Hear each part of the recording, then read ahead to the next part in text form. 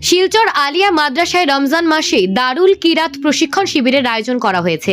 প্রতি বছরের মতো এবারও রমজান মাসে শিলচরের ঐতিহ্যবাহী আলিয়া মাদ্রাসায় প্রথম রমজান হইতে দারুল কিরাত, শরফ ও নহ ইত্যাদি বিষয় প্রশিক্ষণের ব্যবস্থা করা হয়েছে।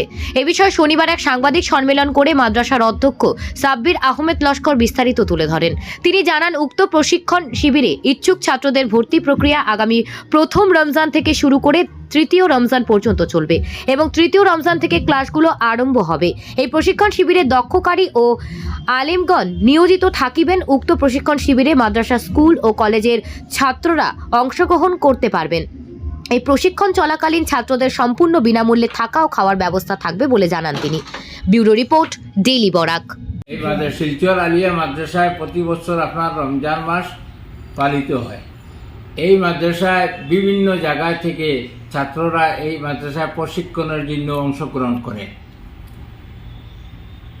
এই অংশগ্রহণে আমরা ছাত্রদের বিভিন্ন বিষয়ে ক্লাস নেওয়া হয়, যেমন দারুল কিরাত, কারিয়ানা বিভাগ এবং শরফ এবং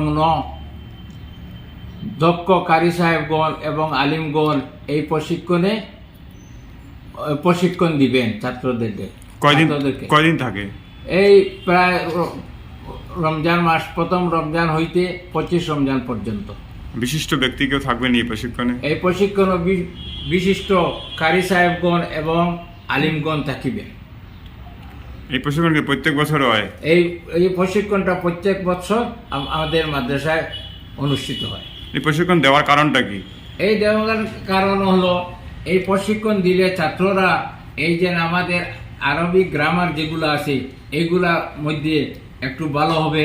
এর বাদে এই যে আমরা কারিয়ানা বিভাগ যেটা আছে এটাও আপনার এটারও এই তজবিদ এটা নিয়ে প্রশিক্ষণ দেওয়া হইব। ছাত্ররা যে আমাদের কোরআন শরীফ আছে এটা শুদ্ধভাবে এটা পড়ানো হয়, এই যে কারণে পালিত হয়। এই মাদ্রাসায় বিভিন্ন জায়গা থেকে ছাত্ররা এই মাদ্রাসায় প্রশিক্ষণের জন্য অংশগ্রহণ করে।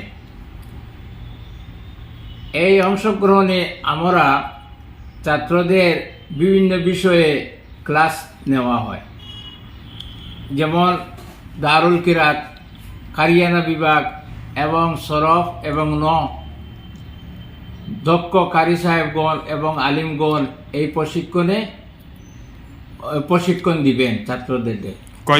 কয়দিন থাকে? এই প্রায় রমজান মাস, প্রথম রমজান হইতে 25 রমজান পর্যন্ত। বিশিষ্ট ব্যক্তি কেউ থাকবেন এই প্রশিক্ষণে? এই প্রশিক্ষণ বিশিষ্ট কারি সাহেবগণ এবং আলিমগণ থাকিবেন।